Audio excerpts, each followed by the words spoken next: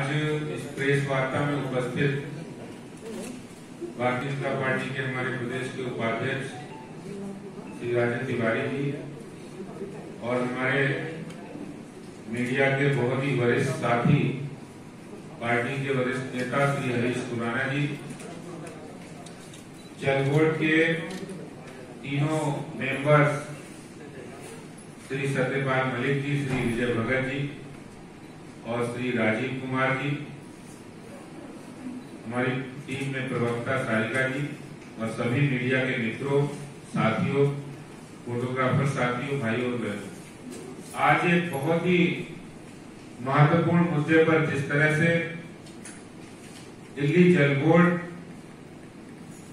के हालात जो खराब और बर्बादी और कंगाली के कगार पर लाकर दिल्ली के मुख्यमंत्री ने खड़ा कर दिया है, उसका एक जीता जागता नमूना, जीता जागता उदाहरण, जीता जागता सबूत आपके सामने मैं प्रस्तुत कर रहा हूं कि किस कदर दिल्ली जल बोर्ड जो एक फायदे की संस्था है थी, उसको किस कदर कर्जों से लदी हुई और घाटे की संस्था बनाकर उसको बर्बाद और कंगाल कर दिया है दिल्ली की सरकार ने, आम आदमी पार्टी की सरकार ने।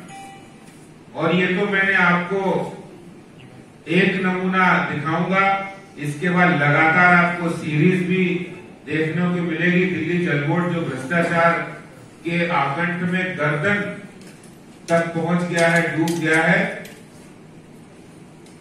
अभी कुछ दिन पहले डीटीसी बस घोटाला, इसके साथ ही साथ इससे पहले शराब माफिया के दबाव में जिस तरह से दिल्ली सरकार ने भ्रष्टाचार को अंजाम दिया, अब ये दिल्ली जल बोर्ड के अंदर जो चल रहा है उसका दृश्य मैं आपके सामने रखूंगा।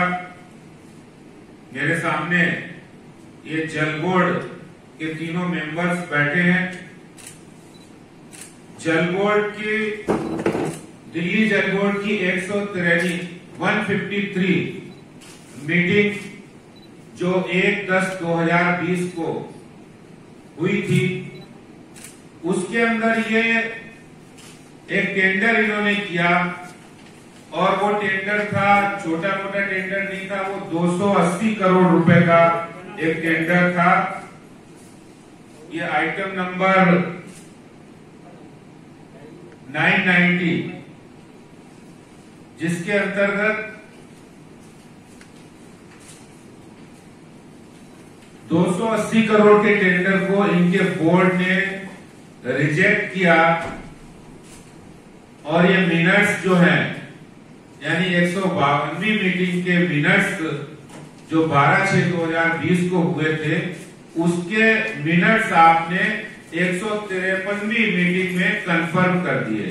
यानी जो टेंडर आपने किया था 280 करोड़ रुपए का टेंडर L1 हुआ, रिजेक्ट हो गया, जिसमें design, construction, supply, installation, testing and commissioning successfully 1 year DLP at 10 year O&M and second 550 MGD water treatment plant at Dwarka, expansion, modification, intake works at Iradat Nagar and automation for the complete water supply center।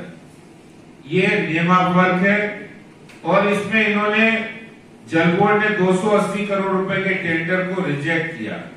कोई कारण नहीं है। क्या कारण है? हमारे तीनों members ने उस समय विरोध किया कि आप आखिर रिजेक्ट क्यों कर रहे हैं। द्वारका में MGD 50 MGD water treatment plant लगाया, आपने एक भी वाटर ट्रीटमेंट प्लांट नहीं लगाया। अब देखिए नहीं, फिर एक साल के बाद ये 157वीं यानी 157वीं मीटिंग में दिल्ली जल बोर्ड ने एक नया कारनामा किया है। 8/7/2021 को इस मीटिंग के अंदर उस जो आपने टेंडर की रिजेक्शन को कंफर्म किया था, उसी टेंडर को, उसी कंपनी को बिना टेंडर किए दोबारा से उसको टेंडर दिया, अवार्ड किया, वर्क ऑर्डर किया। ये देखिए resolution number 1150, item number 352, design, construction, supply, installation, testing and commissioning successfully 1 year DLP and 10 year O&M, and second 50 MGD water treatment plant at Dwarka expansion, so and so. This is the board considered the proposal contained in letter so and so of chief engineer resolved to approve the award of work in favor of so and so. आप देखिए rejection किया, confirm किया, उसके बाद आपने उसी company को दोबारा टेंडर दिया।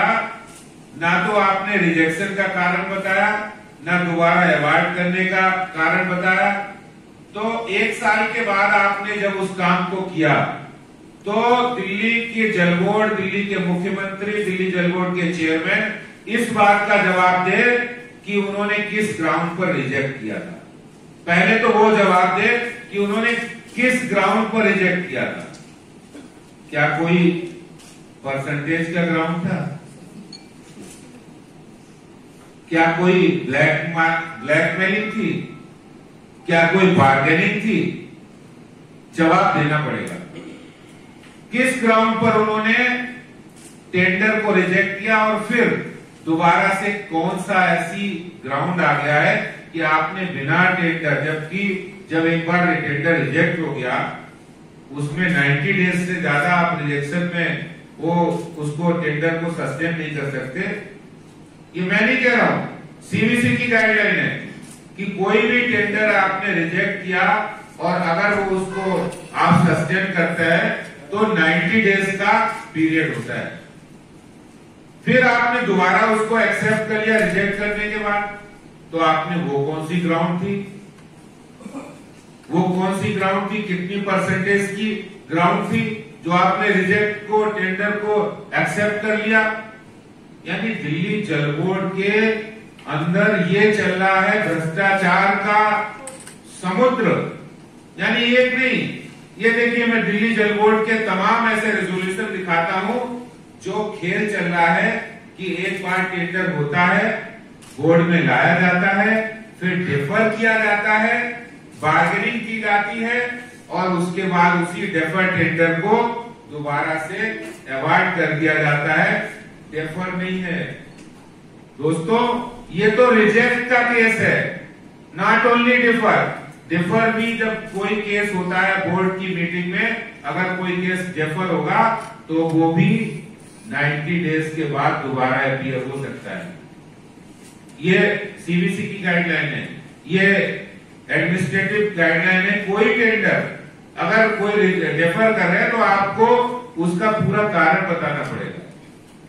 आपकी टेक्निकल सैंक्शन होती है, एस्टीमेट बनता है, उसकी टेक्निकल सैंक्शन हुई, पहले एस्टीमेट बनेगा, टेक्निकल सैंक्शन होगी, डिजाइन सैंक्शन होगी, एस्टीमेट सैंक्शन होगा, उसकी कास्ट शेड्यूल के हिसाब से उसकी कॉस्टिंग होगी और उसका मार्केट रेट वेरिफिकेशन होगा। ये सारे प्रोसेस होने के बाद जल बोर्ड में आता है, बोर्ड में।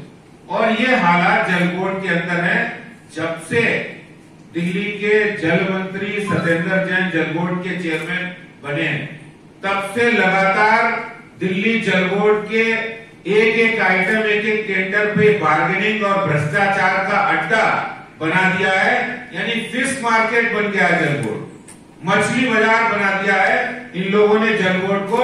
और वो भी दिल्ली के बहुत ही अपने आप को ये कहते थे, ना गाड़ी लूंगा, ना बंगला लूंगा, ना सुरक्षा लूंगा, और ईमानदारी की दुहाई देने वाले मुख्यमंत्री की नाक के नीचे